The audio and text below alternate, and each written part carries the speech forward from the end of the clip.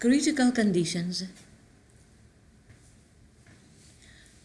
Critical conditions are severe systemic conditions of the body that threaten life and are caused by action of extreme factors, especially harmful external or painful internal pathogenic processes, that severely disturb vital activity of the body and require immediate medical assistance. The most important and common critical conditions include collapse, shock, and coma. Critical conditions are caused by extreme factors, which are physical factors such as traumas, sharp changes in temperature and atmospheric pressure, ionizing radiation, etc. Chemical factors such as acids, alkali, poisons, medical drugs, deficit of oxygen, of water and food, etc.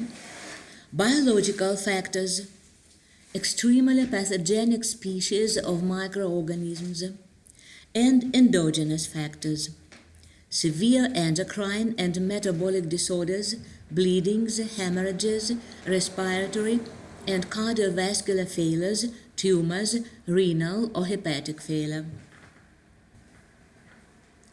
Pathogenesis of critical conditions. Stages of critical condition. The first stage consists in activation of adaptive mechanisms.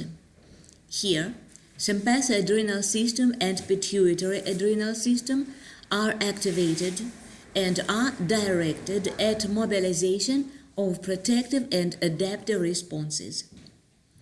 The second stage is characterized by failure of adaptive mechanisms. Here, the range of adaptive responses narrows. Functional systems responsible for fine control of locomotor and autonomic functions and complicated behavior simplify and destruct, making adaptive mechanisms no longer efficient. Third stage is stage of critical regulation. It consists in minimization of the number of afferent inputs to the CNS and gradual cut-off of afferent information with focus on formation of complex functional systems with the minimal number of afferent synapses to provide respiration, circulation, and other vital functions.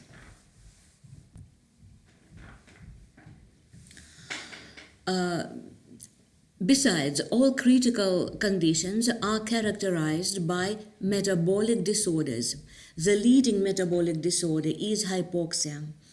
It leads to deficit of ATP and to increased amount of products of its hydrolysis, ADP, AMP, adenosine, inorganic phosphate, and leads to frustration of all energy-dependent processes. Metabolic acidosis develops due to accumulation of underoxidized products, lactic, pyruvic acids, and keto acids. Damage to biological membranes due to increased free radical oxidation. Increased production and release of different biologically active substances, histamine, serotonin, kinins, lysosomal enzymes, and so on. And in result, dysproteinemia often develops.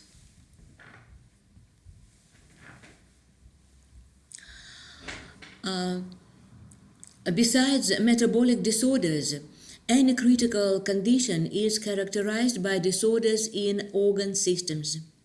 For example, disorders in systemic hemodynamics.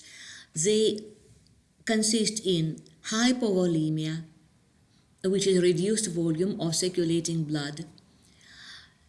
It also consists in a reduced venous return to the heart, a drop in the tone of arteries and veins, tachycardia in many cases. It leads to different kinds of arrhythmia, insufficient coronary blood flow, and reduced cardiac output. and other signs of heart failure.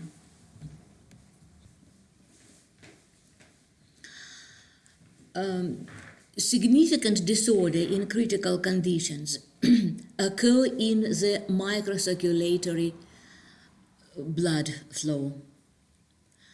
They consist in impairment of blood flow in microvessels, in dilation of capillaries, precapillary sphincters, and venules, in decreased sensitivity of the above structures to vasopressor influences, in increased permeability of vascular walls, in pathological aggregation of erythrocytes, in hypercoagulation of blood, microthrombosis of vessels, and stasis.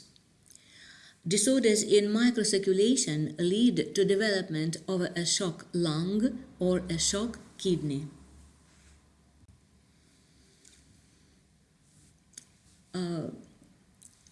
Disorders in respiratory system in critical conditions consist in changes in depth and frequency of breathing, in discoordination between inspiration and expiration, and in appearance of periodical breathing patterns, such as wave-like breathing, Biots and Cheyne-Stokes breathing, Kussmaul's breathing, and other pathological breathing patterns which may be observed. Disturbances in lung perfusion and alveolar capillary diffusion. Disorders in critical conditions also occur in other systems, for example, in the nervous system, where all nervous processes are affected: cortical, autonomic, locomotive, and sensory. Disorders in renal function is manifested by transient or persistent oliguria or anuria, proteinuria, and alterations in the qualitative composition of urine, general failure in the excretory function to the extent of uremia. Disorders in function of the liver consist in reduction in detoxification and synthesis of urea. Disorders in carbohydrate and other kinds of metabolism. The most important and the most common critical conditions are collapse, shock, and coma. Collapse is acute vascular insufficiency characterized by a drop in the arterial and venous pressure and by a decrease in the mass of circulating blood in the vascular system. Collapse occurs as a result of a significant mismatch between the volume of circulating blood and the capacity of the vascular bed. Collapse is characterized by circulatory failure, primary circulatory hypoxia, and by disorders in the functions of tissues, organs, and organ systems. Kinds of collapses by origin. Collapse may be cardiogenic, for example, post-infarction, arrhythmic, cardiomyopathic, hypovolemic collapse, post-hemorrhagic, orthostatic, dehydration, toxic, and vasodilation collapse, hyperthermal, orthostatic, toxic. Two mechanisms of collapse. The starting point of the first mechanism is direct action of etiological factors on vascular wall, on vasomotor center or vascular receptors. This leads to a sharp drop in the tone of arterioles and veins, vascular paresis. It increases capacitance of the vascular bed, so the vascular bed becomes larger than the volume of blood inside this vascular bed, and this leads to a drop in venous inflow to the heart. And final results are decreased cardiac output, drop in the arterial and venous pressure, leading to tissue hypoxia. disorders in metabolism and in the vital functions. The second mechanism starts with a rapid reduction in the volume of blood in vessels. So the volume of the vessels remains the same, but the volume of blood in vessels sharply drops, which again leads to mismatch between the volume of vessels and the volume of blood in them. And again, this leads to impaired return of blood to the heart, to decreased cardiac output, and finally, to disturbances in microcirculation, to circulatory hypoxia and metabolic acidosis. Here you see clinical manifestations of collapse in different organ systems of the body. Please read this table very attentively. The next critical condition is shock. Shock is a life-threatening condition that occurs when the body is not getting enough blood flow. Shock leads to systemic hypoperfusion due to reduction either in cardiac output or in the effective circulating blood volume.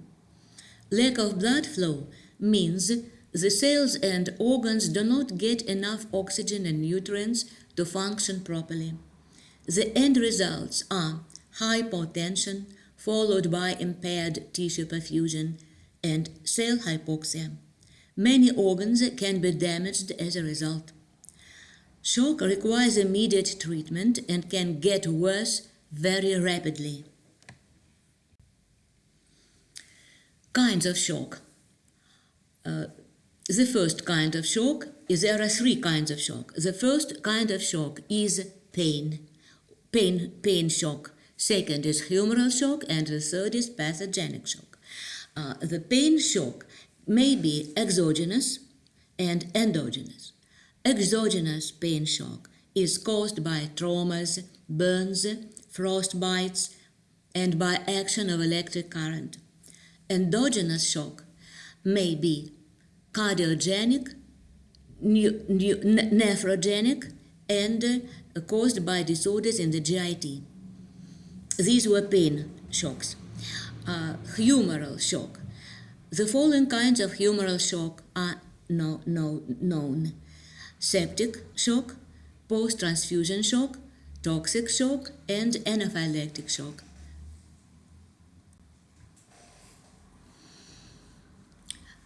There exist two kinds of compensatory responses in shock, of vasoconstrictor and vasodilator types.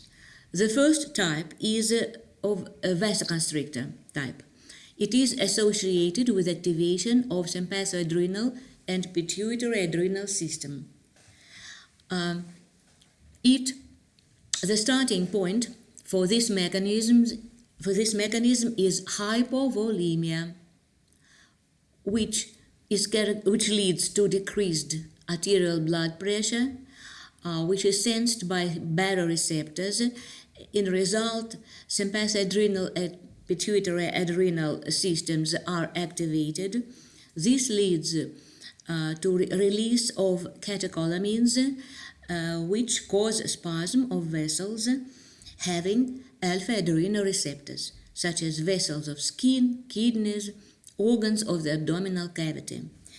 And reduction in blood flow in these organs and centralization of circulation, coronary and cerebral vessels have no alpha-adrenal receptors. Therefore, they do not constrict.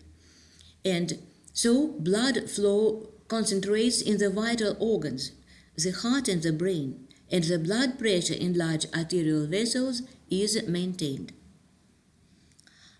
So you see the biological significance of the first type of compensatory adaptive mechanisms. The second type of compensatory mechanisms is vasodilator mechanism, which comes into action after vasoconstrictor mechanisms. And these mechanisms are directed at elimination of ischemia. So the starting point for this mechanism is sharp reduction in perfusion of organs, which leads to ischemia, to hypoxia, which leads to production of vasoactive substances, amines, polypeptides, proteolytic, and potassium ions. These substances dilate vessels, increase permeability of vessels, and rheological properties of blood change in result. So this leads to decreased capillary blood flow, and which means reduction in perfusion of organs, and which is the basis for multi-organ failure. For example, shock lung, shock kidney, and shock-specific changes in microcirculation and in metabolism. Thus, whatever the cause, the main pathogenic factor of shock is acute reduction in perfusion of tissues with blood, a mismatch between reduced capacities of microcirculation and energetic demands of the body. Stages of shock. There exist three stages of shock. The first stage is initial non-progressive stage, during which reflex compensatory mechanisms are activated and perfusion of vital organs is maintained. Second is progressive stage, characterized by tissue hypoperfusion and onset of worsening circulatory and metabolic imbalances, including acidosis. The third is irreversible stage, that sets in after the body has incurred cellular and tissue injury so severe that even if the hemodynamic defects are corrected, survival is not possible. Russian surgeon Nikolai Burdenko proposed two stages of development of traumatic shock, which you see now on the screen. He distinguished erectile stage and torpid stage. In erectile stage, consciousness is preserved, reflexes are also preserved. Increased sympathadrenal and pituitary adrenal influences modify metabolism and increase activity of physiological systems. And this stage is characterized by activation of functions of an organism. Torpid phase or torpid stage is characterized by preservation of consciousness, although the consciousness may be considerably reduced and altered. But however, the consciousness is not completely lost. Reflexes are preserved, although they are significantly weakened. At first, the level of catecholamines and corticosteroids still remains increased, but their effectiveness gradually declines. Later on, both systems are depleted with reduction in their activity. Decreased central hemodynamics and alveolar ventilation are characteristic of this phase. Also, failures in circulation and respiration, with the result of severe hypoxia.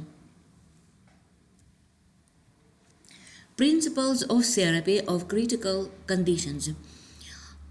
There exist the following principles. Atheotropic principle or atheotropic therapy is directed at elimination of a pathogenic action of an extreme factor. For example, arrest of bleeding, normalization of the content of oxygen in the environment, detoxification, and so on. Pathogenetic principle blocks mechanisms of development of an extreme state. Normalization of hemodynamics, elimination of acidosis, elimination of hypoxia, normalization of water electrolyte balance, normalization of respiration, and so on.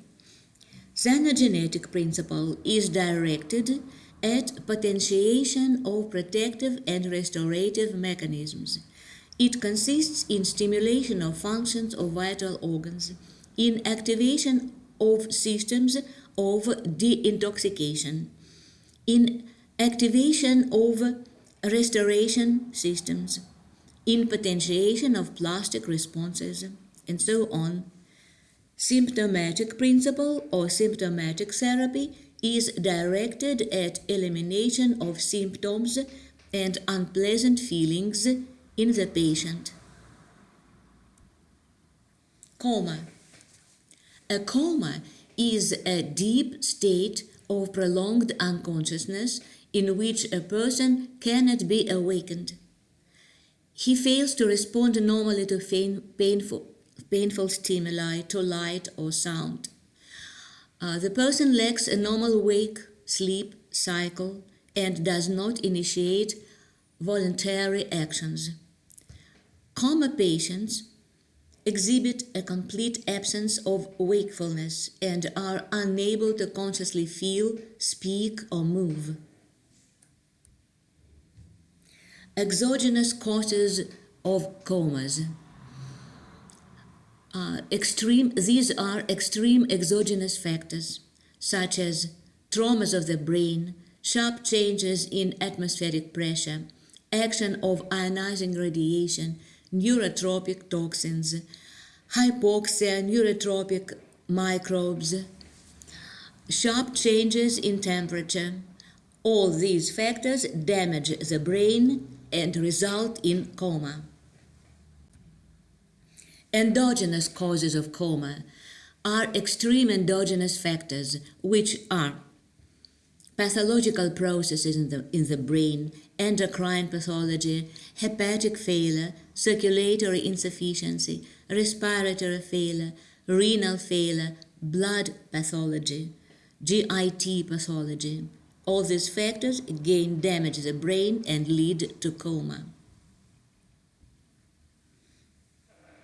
Kinds of comas. Primary cerebral or neurologic comas.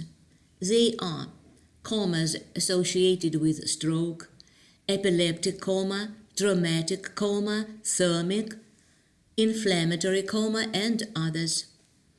Endocrine comas are hyperglycemic, hypercorticoid, hypothyroid, thyrotoxic, hypoglycemic comas, and others.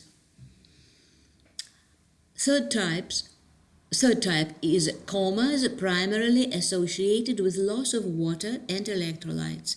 They include chlorhydropenic coma and alimentary coma. Besides, there also exist hypoxemic and toxic comas. Severity of coma. Several degrees of severity of comas are distinguished. First is pre-coma. Here, consciousness is preserved but changed. Reflexes, coordination of movements, and autonomic functions all are impaired. The first degree of coma, it is mild coma. The patient is able to open his eyes but cannot fix his gaze. Contact with patient is difficult. The patient does not react to words and pain reaction is preserved. The second degree or moderate coma, it is characterized by stupor when contact with the patient is impossible. Pain reactions are absent. Tendon and periosteal reflexes are preserved. Pathological reflexes appear. Autonomic functions are weakened but preserved.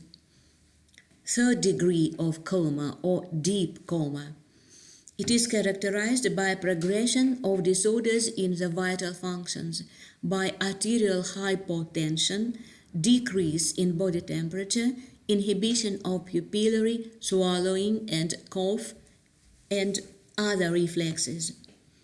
The fourth degree coma or terminal coma is characterized by spontaneous breathing stoppage.